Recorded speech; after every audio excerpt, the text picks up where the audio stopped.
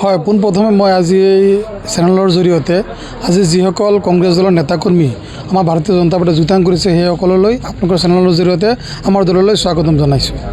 কালিলৈকে যিসকল কংগ্ৰেছত আছিল, হয় ঠিকেই, কালিলৈ কংগ্ৰেছত আছিল, তেওঁলোকে গম পাইছে যে তেওঁলোক জয়ী হৈ ৰাইজৰ উন্নতি কৰিব হ'লে, পঞ্চায়তৰ উন্নতি কৰিব হ'লে ডক্টৰ হিমন্ত বিশ্ব শৰ্মাৰ যি অগ্ৰগামী চিন্তাধাৰা, অসমৰ সৰ্বাংগীন উন্নয়নৰ যি বিকাশৰ যাত্ৰা, এই বিকাশৰ যাত্ৰাৰ গতিত হাত ধৰিবলৈ হ'লে ভাৰতীয় জনতা পাৰ্টিত হৈ কাম কৰিলেহে চৰকাৰখনৰ উন্নতি সাধন কৰাৰ লগত থাকিলেহে তেওঁলোকে পঞ্চায়তৰ কাম কৰিব পাৰিব।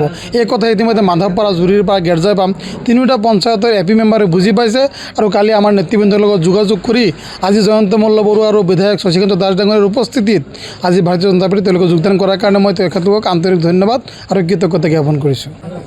হয়, কংগ্ৰেছ দলে ইয়াত বহুবাৰ জিকিছে, চিটটো তেওঁলোকৰ হয় বুলি ডাইৰেক্ট পঞ্চায়তে ক'ব নোৱাৰি। ইয়াৰ আগতো বহুবাৰ বিজেপিৰে সাংসদ আছিল আৰু অলপ জনবিন্যাসৰ পৰিৱেশ চেৰি হোৱাৰ কাৰণে তেওঁলোকে আশা কৰিছে, কিন্তু আমি এইবাৰ সম্পূৰ্ণ আশাবাদী। কাৰণ এটাই ইয়াত ৰাইজে বুটি হৈছে, যোৱা বিধানসভা নিৰ্বাচনত যেতিয়া দেখিলে যে এটা ভুৱা ৰিউমাৰ সৃষ্টি হৈছিল, গৌৰৱ গগৈ মুখ্যমন্ত্ৰী হ'ব, উৎপল বনিয়া MLA হ'ব, বিভিন্ন এই আভাৰ আছামত 35টা 40টা চিট পাব।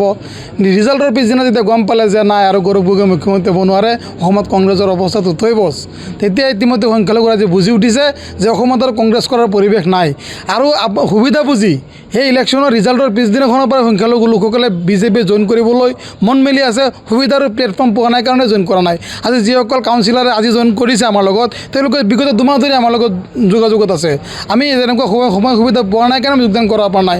আজি আমাৰ জয়ন্ত মল্ল বৰুৱা ডাঙৰ উপস্থিতিত আমি তেখেতক যোগদান কৰাইছোঁ। আজি আমাৰ প্ৰায় চাপাৰমুখ গৌৰৱাট মণ্ডলৰ 3টা পঞ্চায়তৰ, কমাৰগাঁও মণ্ডলৰ শালমাৰা দৰমুখ, দীঘলীয়াটি ইত্যাদি পঞ্চায়তৰ পৰা সৰ্বমুঠ প্ৰায় 70জন লোকে জনপ্ৰতিনিধি সহ সমাজকৰ্মী আছে, তাত মণ্ডল কংগ্ৰেছৰ জেনেৰেল ছেক্ৰেটাৰী আছে, তাত যুৱ কংগ্ৰেছৰ ডিষ্ট্ৰিক্ট জেনেৰেল ছেক্ৰেটাৰী আছে, বিভিন্ন পঞ্চায়তৰ কাউন্সিলৰ আছে, ৱাৰ্ড মেম্বাৰ আছে, তেনেকৈ প্ৰায় 70জন লোকে আজি ভাৰতীয় জনতা পাৰ্টিত যোগদান কৰিছে। হয়, আজি আপোনালোকে ইতিমধ্যে গম পাইছেই যে ৰহা সমষ্টিত ৰহা মহেন্দ্ৰ ভৱন প্ৰেক্ষাগৃহত আজি এক সাংগঠনিক সভা আমাৰ অনুষ্ঠিত হৈছিলে।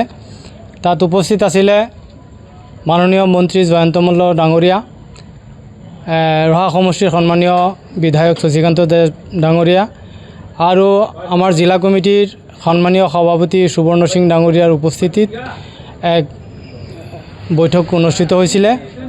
আৰু সেই বৈঠকতেই আমাৰ ৰহা সমষ্টিৰ চাপৰমুখ গৌৰৱাট মণ্ডলৰ যথেষ্টখিনি কংগ্ৰেছ দলৰ কাৰ্যকৰ্তা বিজেপিত যোগদান কৰে। তাৰেই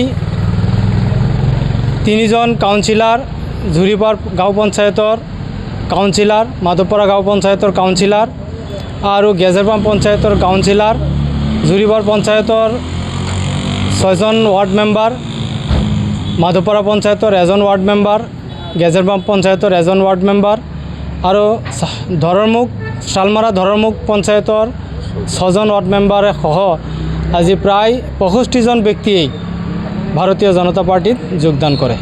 উপনিৰ্বাচনত আপোনালোকে গম পাই আছে যে এইবেলি আমাৰ সংখ্যালঘু মানুহে উপনিৰ্বাচনত যথেষ্ট পৰিমাণে ভোট দিব বুলিয়ে আমি আশাবাদী। কাৰণ তেওঁলোকে বহুবাৰ কংগ্ৰেছত দিছে আৰু কংগ্ৰেছৰ ব্যক্তিসকল দল ভাগৰি বিভিন্ন দলত গুচি যায় আৰু কংগ্ৰেছ দলে মাইনৰিটি মানুহৰ কোনো ধৰণৰ উপকাৰ বোলা বস্তুটো যে আজি পৰ্যন্ত কৰা নাই।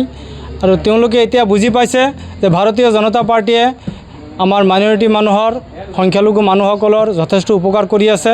ইতিমধ্যে আপোনালোকে গম পাইছে যে ভূমিহীন মানুহক ভূমিৰ পট্টা দিয়াৰ ব্যৱস্থা কৰি আছে আমাৰ চৰকাৰে। গতিকেই বিজেপি চৰকাৰৰ নীতি আদৰ্শক ভাল পাই এইবেলি আমাৰ উপনিৰ্বাচনত আমি ৰাইজে ভোট দিব আৰু আমি জয়ী হ'ম বুলি আমাৰ দৃঢ় বিশ্বাস। যিকোনো খবৰৰ বাবে যোগাযোগ কৰক 9181 307 221 আমাৰ এই নম্বৰত।